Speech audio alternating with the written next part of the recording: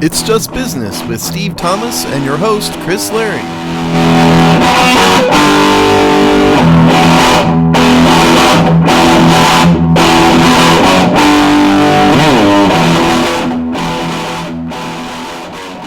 Hello and welcome to another episode of It's Just Business on the Hogstine Network, the show where we look at the dollars and the cents of the sports media business industrial machine.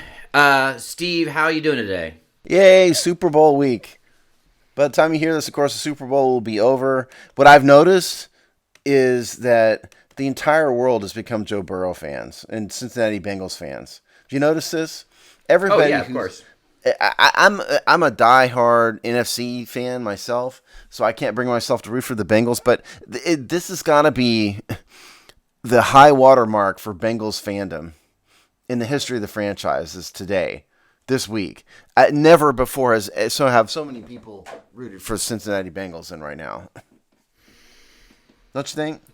Oh, yeah, totally. I mean, and you know, it's obvious why in some ways he's easy to root for, et cetera, et cetera. You know, they're a little bit of the underdog story. But yes, they are definitely the darling. And it, you know, I actually think it's probably going to be it probably was a pretty fairly match game. I think it'll be decided in the fourth quarter. But it is sort of funny to hear people like really kind of have to stretch themselves to come up with reasons why the Bengals should definitely win.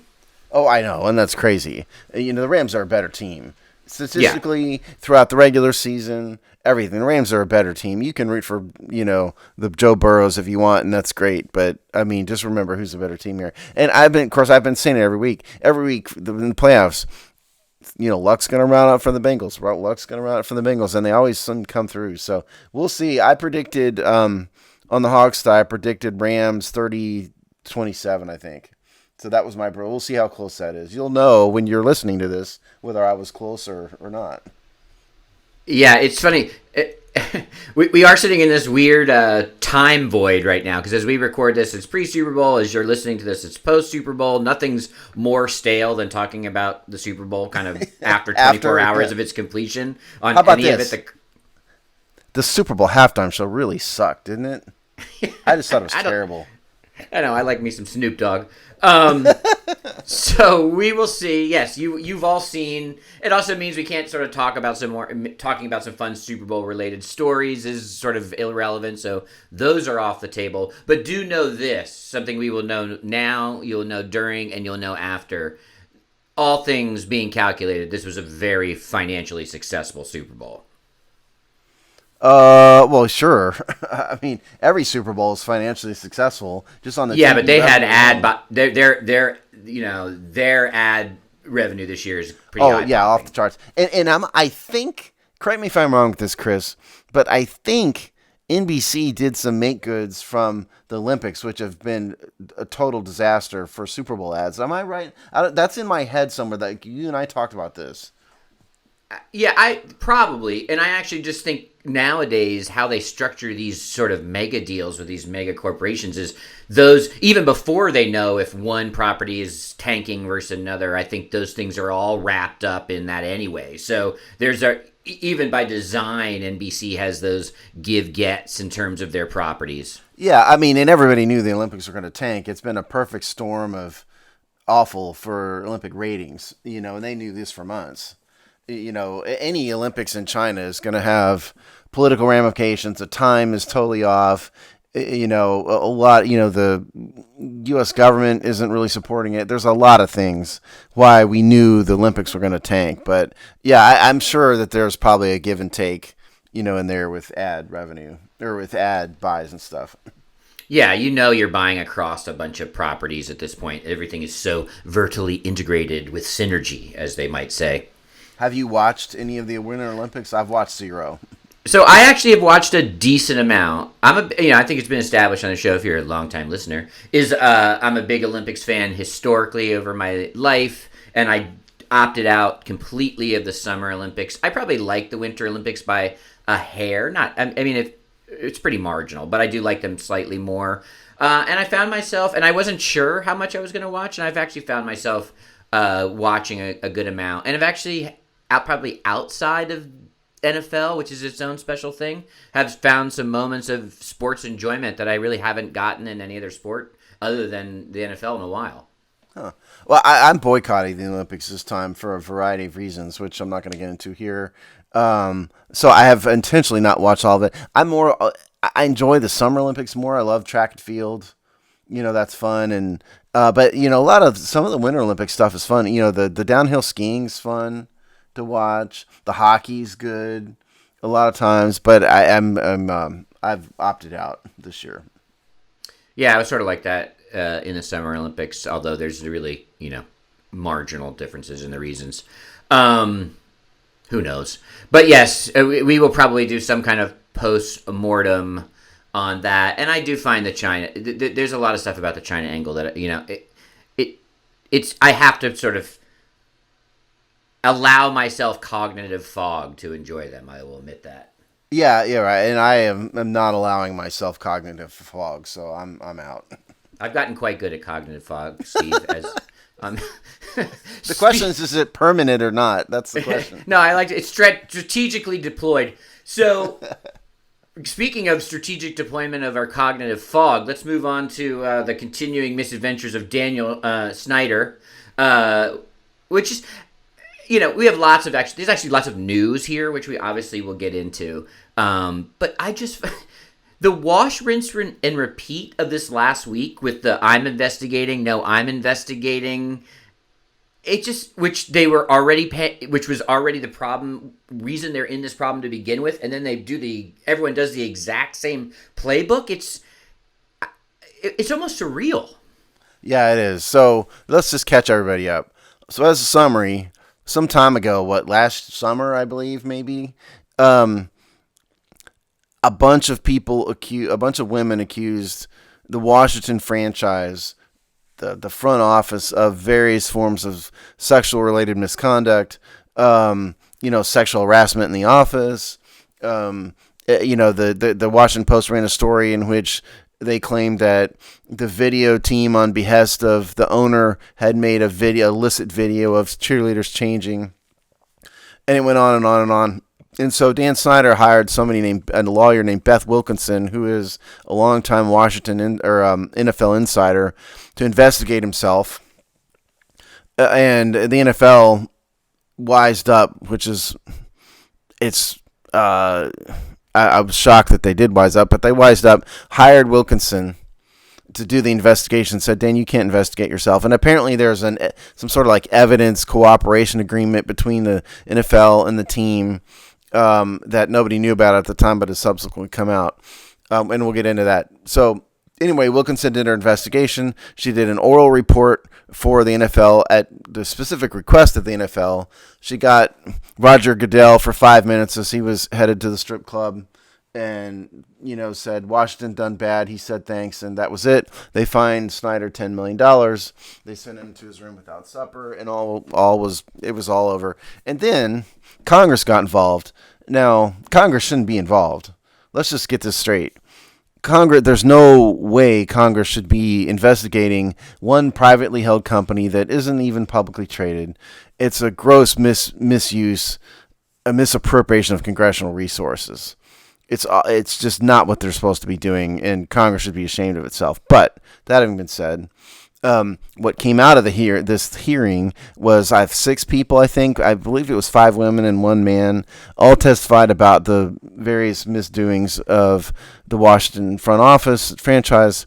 One woman in particular, who was a former cheerleader turned sales representative, premium ticket sales representative, claimed that Dan Snyder touched her leg under a table at a dinner, and then after that same night, tried to guide her into his limousine and was not successful because his lawyer intervened and said, Dan, this is a terrible idea. Don't do this. And all this is alleged by the woman at this congressional hearing. And so as a result of that, and by the way, this is the first time we've ever heard a specific new allegation against Snyder personally. The only other thing that's ever come out about him is in the last round of allegations, one cheerleader claimed that he suggested to her at a charity event that she go up to the room of a friend of his to get to know each other. And then she opted out and said, listen, I'm working here, dude. And that was that. So. Well, there's also whatever happened on that plane, too. Yeah. But nobody knows. And, and there is a settlement of some lawsuit out there. It's a $1.5 million settlement that no details have come out about it because it's a confidentiality agreement. But the bottom line is this is the first time we've heard specific allegations from a person about Dan Snyder. That's what's different. Now, what Chris is talking about here is that 5 minutes later, the Washington team announced that they would investigate these allegations, and they had hired some other investigative team.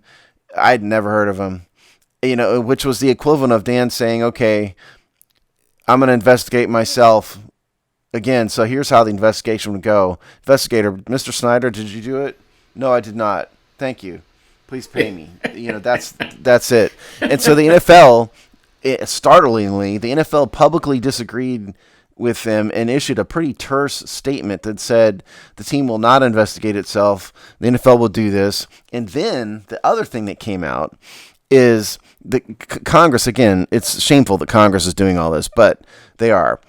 So Congress has requested all the documents from the Wilkinson investigation. The NFL released part of a long letter, 4 pages of a letter that said all that data is in some cloud server managed by some company, and the company refused to let the NFL have access to it without the consent of the team, which they have expressly refused to do. So the NFL has publicly accused Washington of failing to cooperate.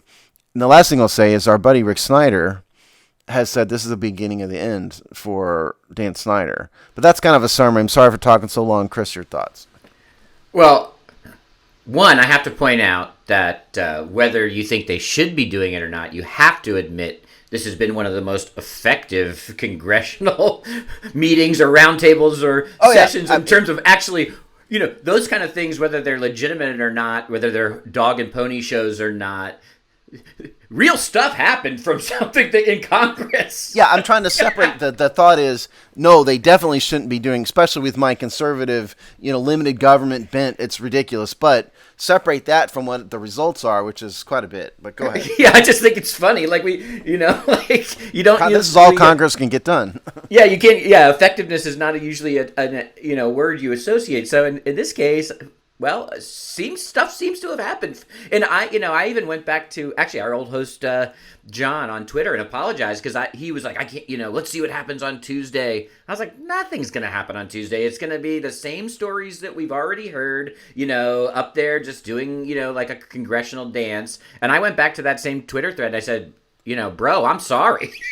I was dead wrong. Right, huh? Yeah, because that was a lot. Yeah, I'm on, well, I mean, I need to separate out my emotional rooting interest from my intellectual interest, but I'm actually probably on team Rick Snyder here. To me, if you're reading these big tea leaves, and there's a lot just in the sort of machinations that Steve is talking about, like, the details that we've gotten out and what happened and what implications they are. But to me, the tea leaves for the league have been rallying around Dan Snyder for 2 years, right? The ridiculousness of the Wilkinson investigation, the locking of the no written report, the slap on the wrist. Everyone likes to talk about it being a $10 million fine. It really was just they had to direct $10 million of charitable donations they would have already been making for a tax write-off anyway. That's what so the NFL fines are. Yes, right. So it's not even truly like a fine as much. Those, this whole, like, is Snyder supposed to be in the building or not? All that was weak sauce. Even the stuff that was supposed to be the penalty was lame. And then, obviously, the debt ceiling stuff, the helping him get out from under his minority, all of that would suggest that the league is, for whatever reason, and I think everyone in the league office and probably the majority of the owners are not happy about it, but they rallied the wagons around and were pretty locked in. This week was a massive shift in what that relationship is. And basically, this is what it comes down to. Even if you think Roger Goodell is a fixer par excellence, that's why he's there, which is true. You can debate how good he is at it, but that's his role. it comes down to this. He's got to decide where there's more damage, and damage is coming at the league. That's unavoidable. So do we have more damage by having Snyder in the club, or the possible damage that he has coming out of the club? And something internal in the league office has decided that potentially they are at less risk, but distancing themselves possibly to forcing some kind of change in the ownership situation in Washington, where they'll know they'll get dings, right? They'll know there will be damage. They have to decide which damage is going to be worse. And I don't know. I think the key's turned a little bit on that. Yeah, I agree with you there. The one thing I disagree with you, I think you may be overstating the role of Roger Goodell in this. Roger Goodell certainly is the human shield. Right, the bag man. Yeah. Yeah, but he doesn't decide any of this stuff, okay? When it comes to ownership issues, it's the group of influential owners that decide. They will tell Roger Goodell maybe what to do, but the Robert Krafts, Jerry Jones, Bob Mara's, yes, Rooney family, and so it's not Roger Goodell necessarily deciding this stuff. No, I don't. I agree with that. I was saying he's the one that has to take out the trash. Oh, yeah, fair enough. Because I do totally agree with you. I think, and I said this. I actually went on Twitter to say this, which I have been off of Twitter for a long time, really, except for advertising our content. But people don't seem to understand that Rick's right. There is a shift. I've never heard the NFL really kind of throw an owner under the bus like they did this past week. They did with Jerry Richardson, who they ran out. The NBA, when they finally got rid of Donald Sterling, they publicly threw in. Now, see, the thing, Sterling's a pretty good way to look at this, and nobody's alleged racism with Dan Snyder, so don't get me wrong, but the concept of he done bad, it's the same on both, okay? The NFL, everybody in the NBA knew who Donald Sterling was. It wasn't a surprise.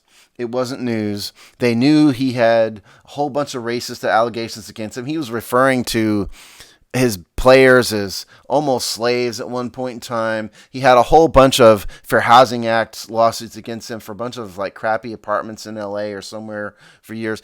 Everybody knew that Donald Sterling was a total sleazeball. But when the moment turned, that's when the league started publicly talking about how wrong he was. And what happened this week was that Dan Snyder, came out and said, I'm going to investigate this. And the NFL said, no, you're not. You will not, and said it in a very terse statement. And it wasn't like we're going to mutually cooperate. And it expressly said the team will not be allowed to investigate itself.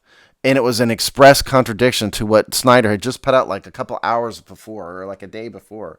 And then this business with this password, and if I didn't explain it well enough, basically the Wilkinson investigative materials are in some cloud server run by some provider, and they have refused to consent to allow the NFL or Congress or whoever access to it without the team's consent, and the team has refused. And so this letter I'm talking about was a letter from the NFL to this congressional committee, in which it was very long and complicated, but the nutshell of it was, it said, the NFL are not refusing to cooperate. It's the team that's doing it. So they're publicly bashing Snyder. That's not something you do when you're trying to circle the wagons around an owner. Not at all. Not at all. And that to me just, I don't want to get my hopes up, and all the reasons why this is, probably the odds are he still stays are still in place, right? It's very difficult to get one of these people out of the club. If we were going to start investigating all ownership that put their hands on a cheerleader, we'd be in a slippery slope, and they know that. Of them yeah. Right. So we know all these things, right? Like those things are still in place. But if the league is willing, they have to decide which hit to take, Am I going to take the uppercut to the gut and have to take a few minutes to get my breath back? Or am I going to take a full-on Mike Tyson to the nose? I mean, that's what the NFL is looking at. And so to me, I think they're starting to think whatever harm we befell, because Snyder's not going to go quietly. He's not going to go cheaply. I'm sure that, he knows where lots of bodies are buried. There's still this email cache out, which is still like this engine that sort of drives everything to some degree and has driven everything, because until then, this story was done. And if it turns out Snyder leaked these emails, which I think is definitely a possibility, it's possible, is going to be, if when and if this all comes out, and that is the case, it's going to be one of the biggest self-owns of all time. Because this was dead in the water. Whether you think it should be, whether you think it was morally right, whether you think he should have been gone, whether you hoped anything would get him gone, none of that mattered. It was donezo. And these emails were the catalytic event that got everything back to where we are right now. And I got to hand it to you, Chris. You said that when it came out. You were the one that said it more than anybody else, that was going to create a whole nother thing, and it absolutely did. You're right. And listen, I mean, I'm not a fan of the team. I've disavowed my fandom of the team, and so I'm not a fan anymore. With this name change, I mean, it's over for me. So I have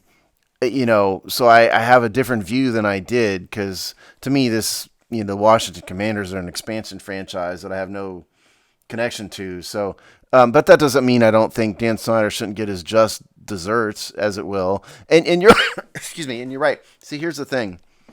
People don't get to be billionaires unless they've stepped on a few throat, or a few thousand throats along the way. And these guys aren't nice guys. There aren't all of them, I promise you, no matter what their public persona is, all of them have a ton of skeletons in their closet. And so yes, the NFL, I think, has to decide. You're using the boxing analogy, the Mike Tyson punch or not. Yes, that's it. But here's the other take to it, I think. There are owners which are important to NFL governance, who have done a lot to manage the NFL, to move the NFL forward financially, who are involved in the management of the league. Dan Snyder's none of those things. Yeah. He's not contributing anything at all to the NFL. He's not on any serious committees. The finances run themselves in terms of the team, contributions and stuff. You could elect my kids to be the owner and they would still come out in the head. So I don't think Dan Snyder is a valuable asset to the league, and they're protecting him so far only because they don't want it to get bigger. That's it. But at some point he's going to be a liability, and I do think Rick is right. Contrary to all you guys are saying out there, it's not necessarily the beginning of the end, for sure, but it was a sea change in the NFL's attitude in this case.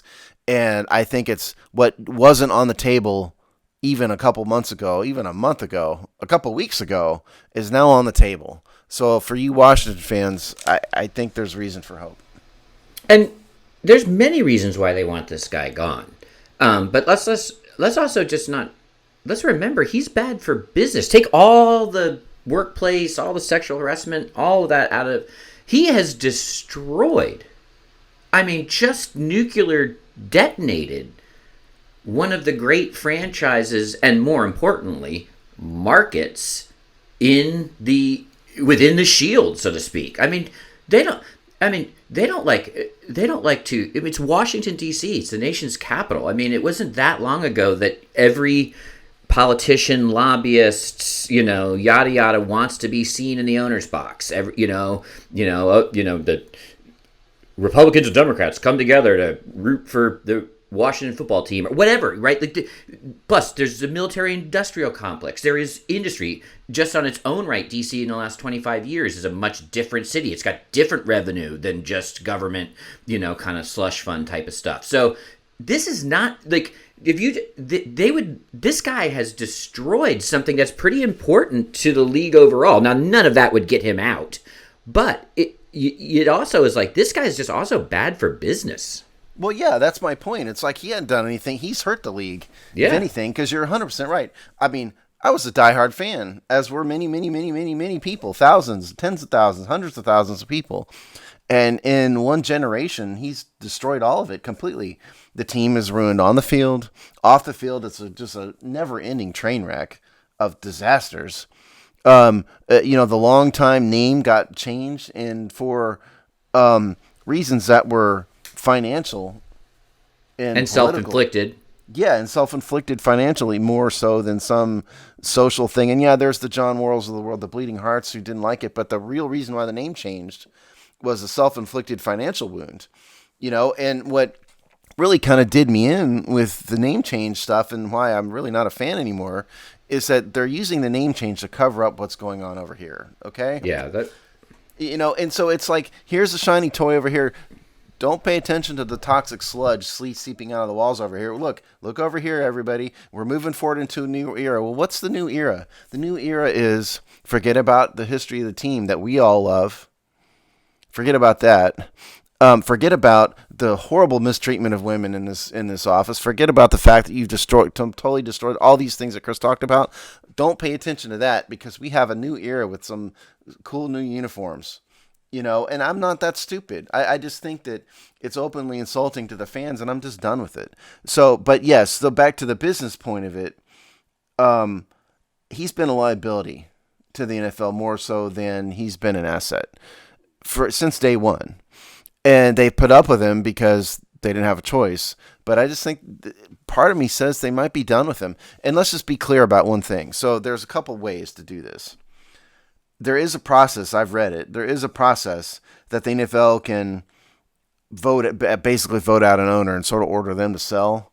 That's not going to happen. Okay. If the NFL would ever have done that, it would have been Al Davis, because I hated Al Davis with a passion.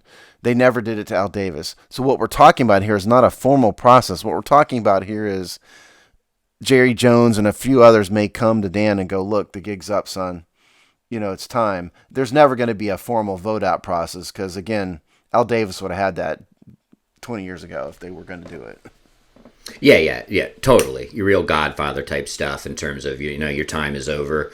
The thing that kind of interesting to watch if you really tracking what's going to happen here is watch where the sale of the Denver Broncos goes, because this is going to set the bar again for the valuations of NFL teams, not with, nerds and spreadsheets, with actual, sale price, with the market is now this. And I think of course that can go any number of ways theoretically, but it will be higher, right? This is going to be an astronomical sale. And this isn't a garbage franchise, right? This is like, if you were to think about like top 10 probably franchises you want. Market's not huge, but history's there. Maybe 15. It's a brand in the NFL that you want. It's not the Jacksonville Jaguars. Right, exactly. So it's top half of the league. It's going to set what the new reality is for what NFL teams cost. And you could, does this, if you think about that, Bob Kraft, Jerry Jones, Hunt family meeting with Snyder in the scenario that we're talking about here, you just show the number, right? Like this is, the cash out is now this, right? Like $4 billion, and you own 100% of it. Do it now, right? Do it now. In fact, and so they're not a complete corollary, but we will see what that costs and wonder how that changes the calculus here. And also think about this. We are living in a world where they may have to do this to two owners. Because I don't think this Stephen Ross thing with the, paying the tank is it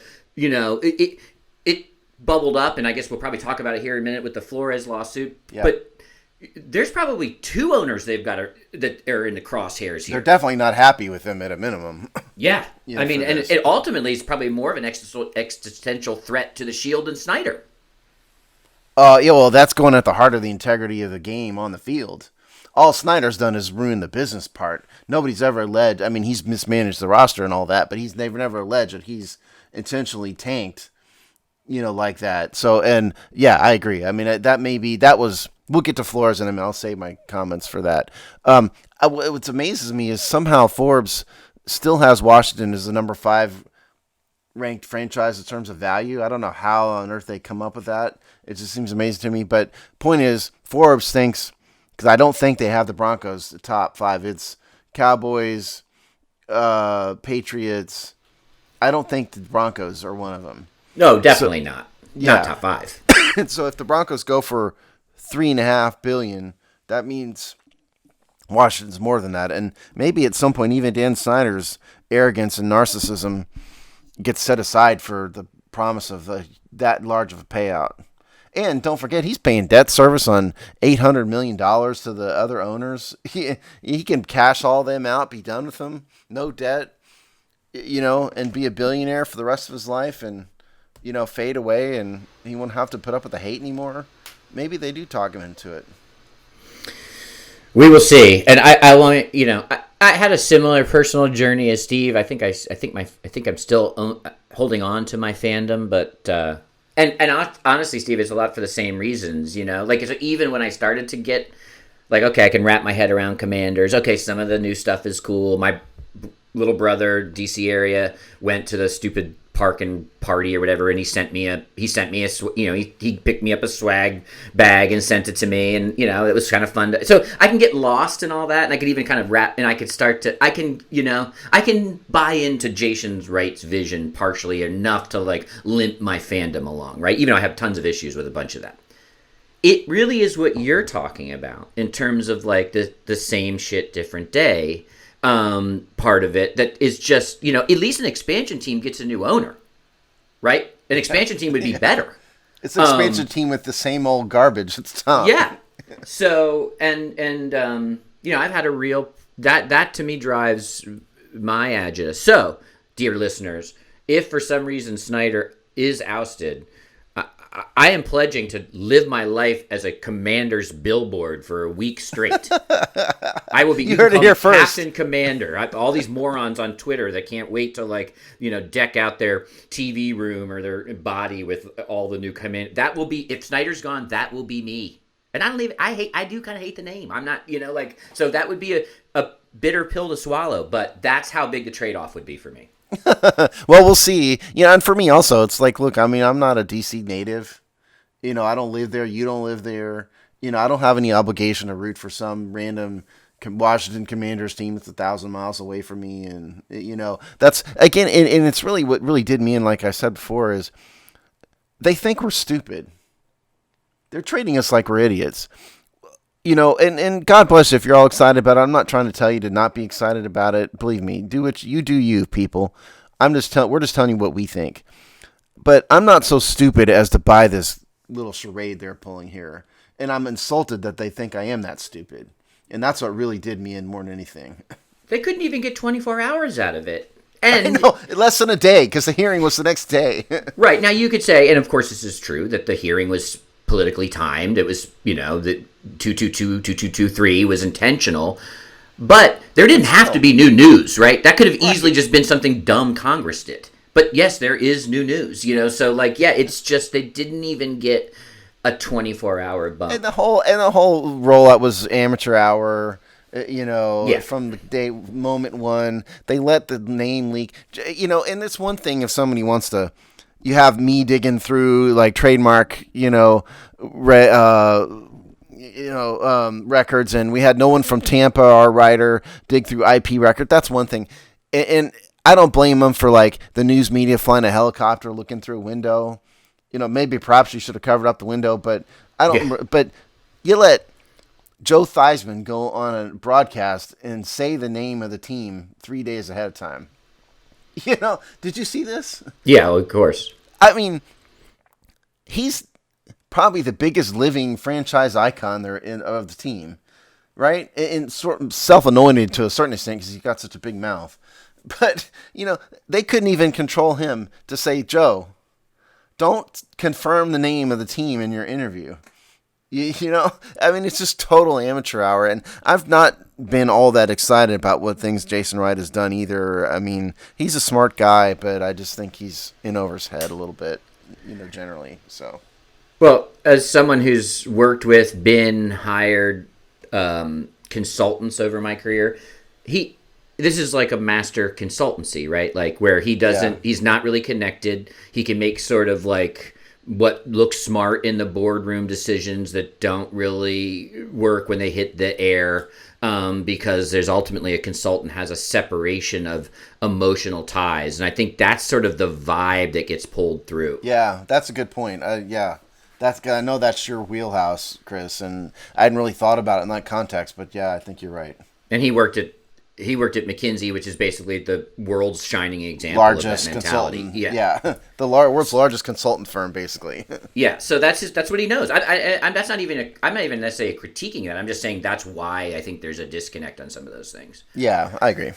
All right, so I'm sure we'll talk about this more at different times. We do have other stories, and we sort of already kind of started to blend it anyway. So the menu of existential threats currently on the NFL's docket is, of course, this Brian Flores suit and the sort of hiring of new head coaches, of which I think there were 8 or 9 opening slots when we began this. Yeah, I think it was 9. So a lot of slots. It's usually more like 4 to 5. That was a decent amount of open jobs. That was also just a bomb in the middle of this and not disconnected from any of these other existential threats. So, Steve, why don't you walk us through what is the lawsuit? Okay, so Brian Flores has filed a lawsuit in federal court in the United States District Court, the Southern District of New York, which is Manhattan, against the NFL, naming, and also the New York Giants, the Miami Dolphins, and the Denver Broncos. And then he's also named all the other teams as sort of part of the NFL cooperative, but the true allegations are against the NFL, the Giants, the Dolphins, and the Broncos. So he's filed this lawsuit, and we'll tell you, let me summarize and I'll give you my thoughts. So what he's alleging here is really long. It's 58 pages long. There's a whole, 20 pages of a big history section. And then what he's done here is he's alleged discrimination under Section 1981 of the U.S. Code, which is the old Civil Rights Act from 100 years ago, I think. And then he's alleged the same thing under New York state law, under New York City law, and then under New Jersey law, which they basically have the same sort of things. And the nutshell of what he's alleging here is that the NFL has systematically discriminated against black coaches in the hiring of head coaches and front office people. And he's requested that this become a class action lawsuit and asked the court to certify a class of all African American coaches. That's the nutshell of it. Now, the NFL, for their part, did not come out and deny this. Normally, when you have a lawsuit, you come out and say, we deny this, it's garbage, we'll fight it. Roger Goodell he didn't do that at all. Actually, he said we have a lot to think about. He issued this really bad statement about it. So what happens now? I mean, the lawsuits like this take years if they go to trial. And then the court will have to decide if it's a class, of course. That's the nutshell of it. My thoughts are this. One, it's undeniable that there are not many black head coaches. There's a lot of black assistant coaches. There are not a lot of black head coaches in the NFL. That's not arguable. The lawsuit itself was a piece of junk. The way it was written, they didn't even really allege a cause of action very well. He's basically just saying, I'm black and I didn't get the job, and so it's discrimination, which isn't really a cause of action. And his purported class, is just solely based on race with no other. I don't know how I think this lawsuit, to be perfectly honest, is more about making a statement than it is about trying to win a real lawsuit. Half this petition was totally irrelevant nonsense. There was a huge history section, which again, nobody's going to deny. George Preston Marshall was featured heavily in it. And yeah, I mean, 80 years ago, 90 years ago, he was an awful person, granted. But that doesn't really have anything to do with today. There was a Colin Kaepernick section, which Chris and I strenuously disagreed about at the time. But the point is, that doesn't have anything to do with coaches. But here's the fundamental flaw in this. He's comparing the number of players, using the number of African-American players in the league as why the coaches there should be more African-American coaches in the NFL. Well, the pool of coaches isn't directly correlated to the players. There are many coaches who never played in the NFL. So what he should have been doing is compared the pool of coaches, not the pool of players, and say, okay, there are this many football coaches in the country, and of those, an abnormally low number of African Americans become head coaches. That would have been more of a cause of action, but I think this whole lawsuit was garbage. He has a sort of a good general point, and he also cited the Rooney Rule, which is a dumb rule. We'll get to that. And so that's that. And the final thing of what Chris was referring to before I shut up is that what he's alleged in here that Bob Ross, who's the owner of the Miami Dolphins, offered to pay him $100,000 per loss in order to tank to get a higher draft pick. That's a huge problem, and we'll get to that. But Chris, your thoughts? I think I called him Steve Ross earlier, maybe. So apologies. Maybe it is Steve Ross. Bob Ross is the painter. I think it is Steve Ross. Yeah. So whatever. The Ross that owns the Mr. Dolphins Ross, doesn't paint evergreens.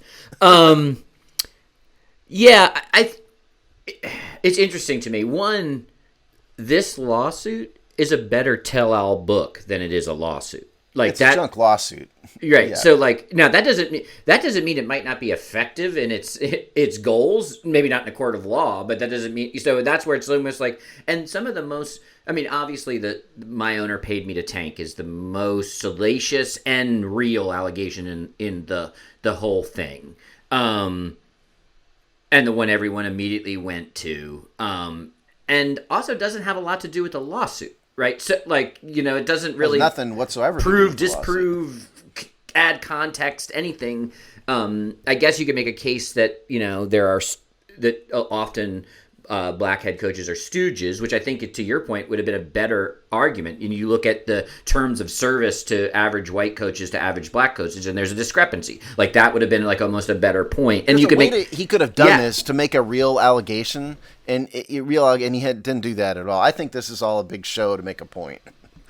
Right, or which may be just as effective, right? Like not all lawsuits want to get to a court of law. And I think so. It probably is going to be effective in what its goals are, and maybe a little bit why it was a rush job. It also landed right in the middle of the coaching carousel season. So well, yeah, because and it's obvious that they whipped this together because it's total garbage in terms of legal work. You don't need 20 pages of NFL history. It doesn't add anything. You and I disagreed on Kaepernick. It's fine, but that has zero to do with coaches whatsoever. Nothing. Nothing to do with anything. The Bob Ross thing, nothing to do with discrimination. There was a whole section in there where Ross was trying to recruit an unstated franchise quarterback who everybody thinks is Tom Brady. May or may not have been. That has nothing to do with discrimination whatsoever. It's nothing to do with anything.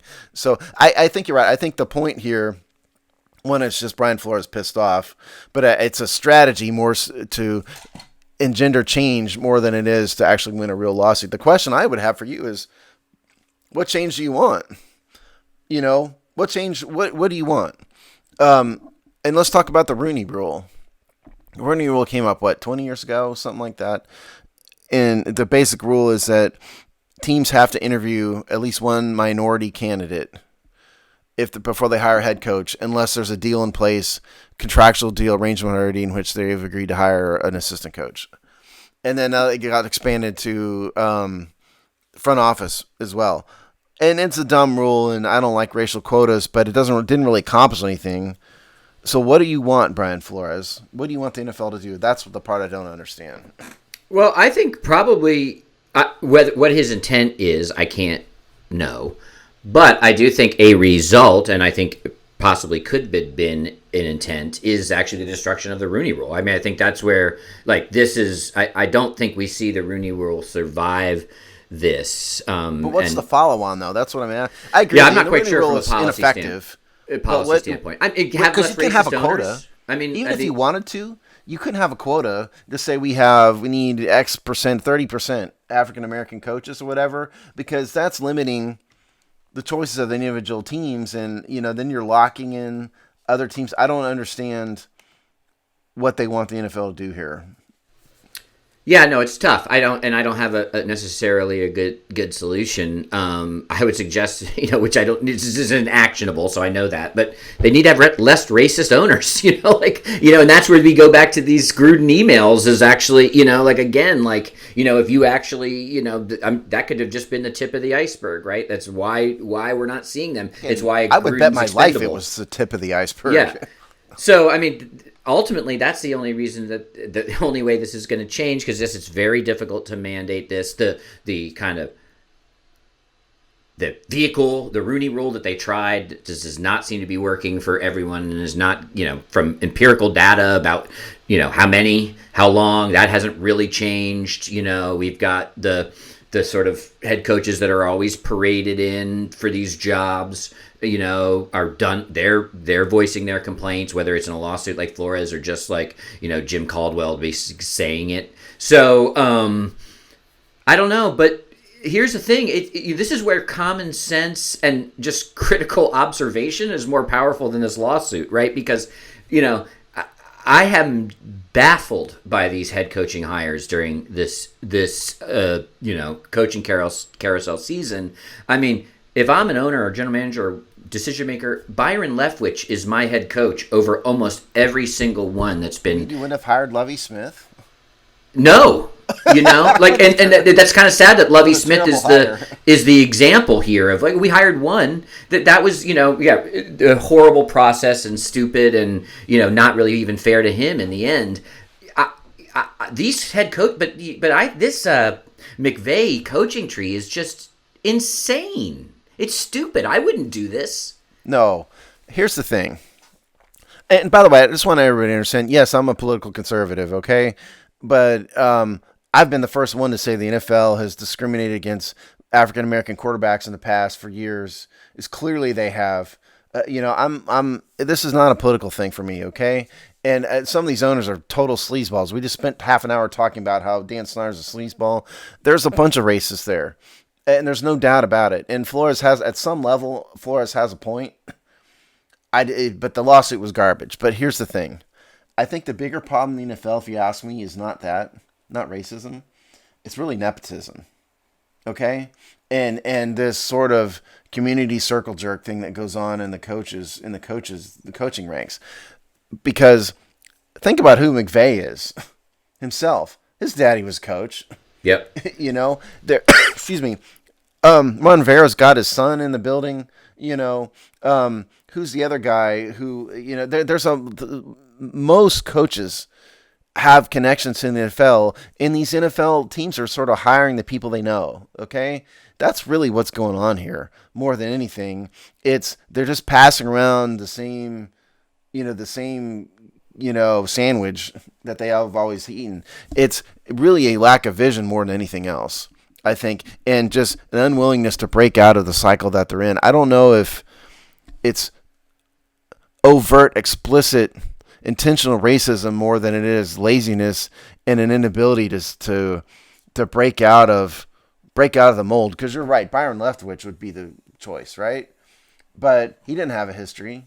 Yeah, he was a quarterback for a while, but there's a bunch of old school guys that are around, and those who tend to get those jobs. And so that's the thing. And if I were Brian Flores and I were the NFL, what I would focus on is development opportunities to develop coaches from the pool of coaches and that exist, and get other opportunities for people who aren't in this little circle jerk thing that the NFL has. That's the real answer, more so than quotas or whatever you want to say.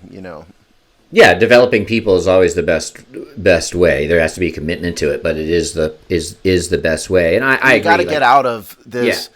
He's a name, and his dad would coach for the Bengals, and so I'm going to hire him here, and that's the nepotism problem. Is off the hook. It really is, and even look at someone like Arthur Smith in Atlanta. Guess who? His dad's Fred Smith, owns FedEx. And was a owner of an NFL team until just recently. You peel back one layer anywhere, and you will find nepotism. It might not always be blood nepotism, although it often is, but it also is just like these guys that just work with the same guys over and over again. Think about even the coaches and tree in Washington.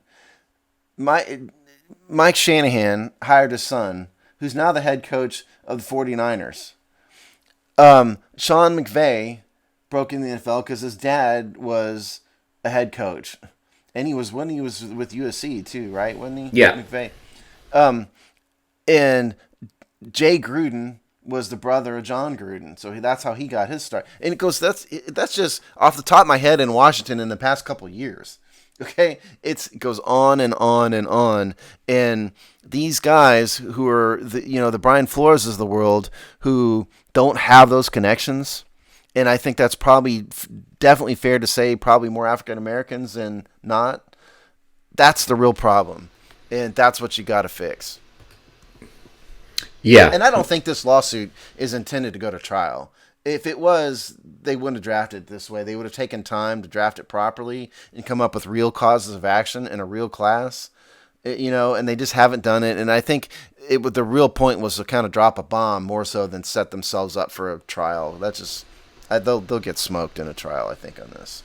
Yeah, I find that hard to, I wouldn't disagree with that. One thing I found kind of interesting and even somewhat surprised didn't happen was he was somewhat still in the running, or at least PR press release at least on the Texans and the Saints jobs. He was still in like a short list on both those jobs. I really thought we were going to see go ahead and hire this guy. He'll agree to drop his lawsuit. I really thought that was going to happen. When I started hearing the rumors and the even statements that he was still in the running for those two jobs, I'm like, oh, okay, this is... I was surprised that didn't happen. Yeah, I thought that too. And he put out a little bit of a snotty statement when Lovie Smith got hired. It was kind of like, yeah, great, they hired him, but you still didn't hire me, so it's still bad. That was kind of the statement. So, yeah, I think Brian Flores probably tanked his career at this point. Oh, 100%. Unless there is some eventual quid pro quo that gets this lawsuit to go away. And those are the kind of things that the league does do. But you can't do that now immediately, right? Because they're being obvious pandering, and so you got to kind of let this sit for a year and then maybe quietly bring him back in. I think that's the only way to do it and not make it look ridiculous. Yeah, that's what I would have thought. I just was really surprised that two teams were vocally saying he was in the running. And the idea that, but just this isn't a business thing, but why would the Texans fire that, what was his name, Culley, and then bring up for mismanage the team, and then you bring up his offensive coordinator? I mean, I don't get it. You wanted to change, but not that badly, I guess, apparently. But that's not a business issue. I just thought it was kind of a weird thing. So that's my take on the Flores lawsuit. I definitely think it's more about PR and trying to drop a bomb and asking for some undefined change more than it is really winning a lawsuit. That's my take. Yeah. Which, like I said, may be the more effective strategy to get change. I just don't know what the change is. Somebody needs to tell me what the change is, because it's not a quota. One, I strongly disagree with all racial quotas anyway. I think it's unconstitutional. But regardless, that can't be that because of the way the NFL is structured. So Brian, you need to tell me what you want. Other than it's not like the real answer, like you said, Chris, is get better owners, and that's not an option either. So we'll see. This is certainly not going to be the last time we have an opportunity to talk about this, because this will continue to march on. Hashtag content. Yeah. We have some athletes behaving badly. One Chris's local. least favorite subject. One not local. Well, we are talking about, the death of one person and probably looks like a pretty intense maiming of another. So those aren't generally fun topics. But we've got, locally, Deshazor Everett was charged this week, right, with aggravated or manslaughter, or what was the exact... Yeah, so he was charged with involuntary manslaughter in a vehicle, which is a Class 5 felony in Virginia. Now, the way Virginia files their cases and stuff, I have to file a Freedom of Information Act request to get it, and it's a real pain in the tuchus, and I haven't had time to do that yet. And it always takes them a couple weeks to do it. So I don't have whatever's on record. I don't have it. So all I have is what they have listed online, which again is he's been charged with involuntary manslaughter in a vehicle. The allegation is that Everett was driving 90 in a 45 mile per hour zone, lost control of the car, drove off road, hit a tree, and killed his longtime girlfriend. There were apparently a couple other players there, Jamin Davis, among others. Sort of the implication and rumor amongst the fan bases that they were racing. Don't know if that's true or not true. Very, very sad situation, obviously. And if he could get up to 10 years. I think that's extraordinarily unlikely. I think that my experience would tell me he's going to get a couple months at most. And whatever it needs to do.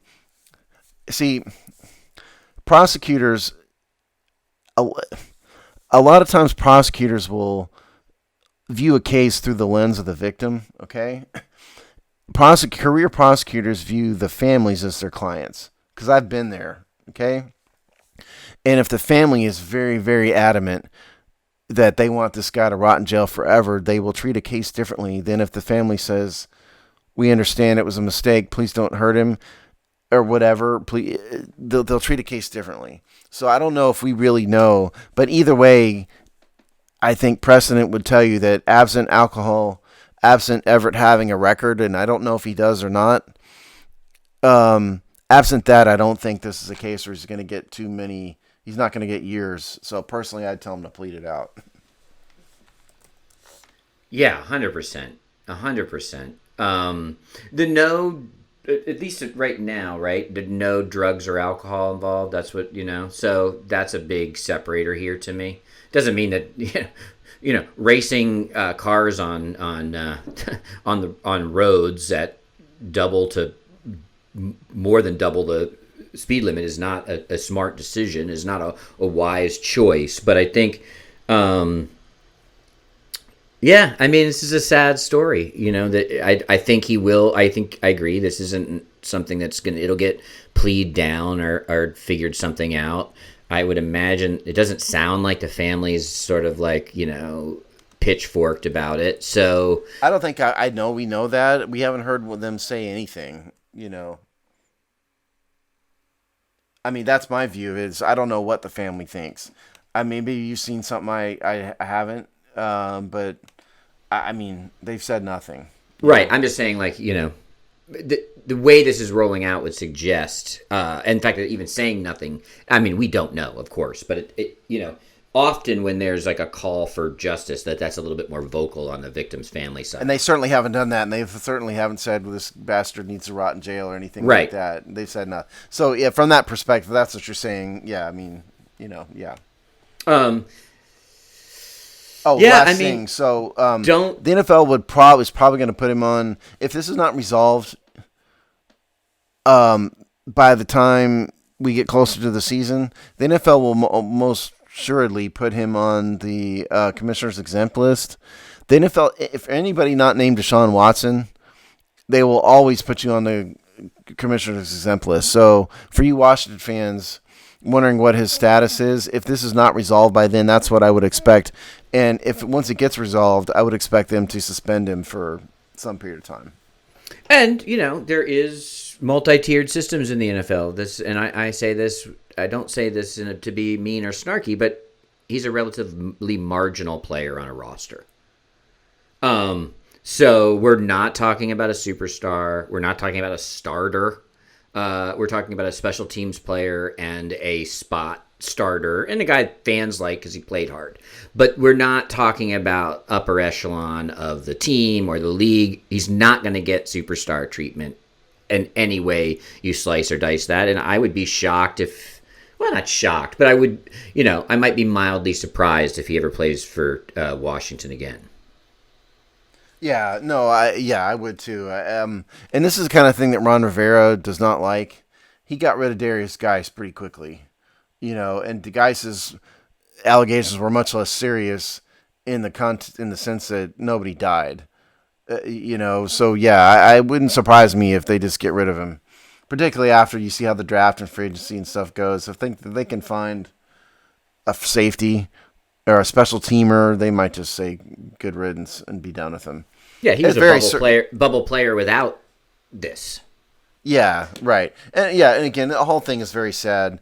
And by the way, so if anybody's wondering, so he was the offense happened on the state claims that the offense happened on the 23rd of December. He was arrested on the 8th of February, and he's out on bail. So that is the status of it. So we'll see what happens. I would be surprised if he doesn't plead this out. Same. Now, if we want another example of athletes behaving badly that is from the star level and be interesting to see how this plays out, is the Alvin Kamara situation in Vegas, where he was literally arrested after showering and redressing from the Pro Bowl. For, I guess, you probably know more than me, Steve, but apparently from basically beating the crap out of somebody at a nightclub. This is so stupid. So the story is that Kamara and a bunch of his boys, friends, at a nightclub, some random guy came up and said to one of them, "You sure are ugly," or words to that effect.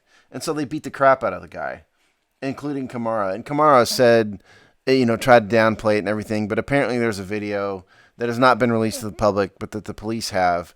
Basically, it's a guy mouthing off to Kamara and his friends, and so instead of walking away like an intelligent human would do, Kamara and his boys beat the crap out of him. That's the bottom line. And the funny part is what Chris was saying, which is that the police did show up at the Pro Bowl and said, "We'll let him play the game, but we want to talk to him afterwards." So the NFL security set that up. And yes, so Kamara gets done with the game, showers, and then they haul him off, which I think is really funny. And I have sympathy for the Deshazor Everett case generally because it's sad. This is freaking stupid. I have no sympathy whatsoever for this. So what he's been charged with is this: battery with substantial bodily harm.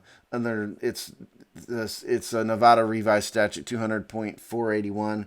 What it is intentional hitting or touching in a way that results in severe physical injuries. So that's what he's been charged with. He could get it.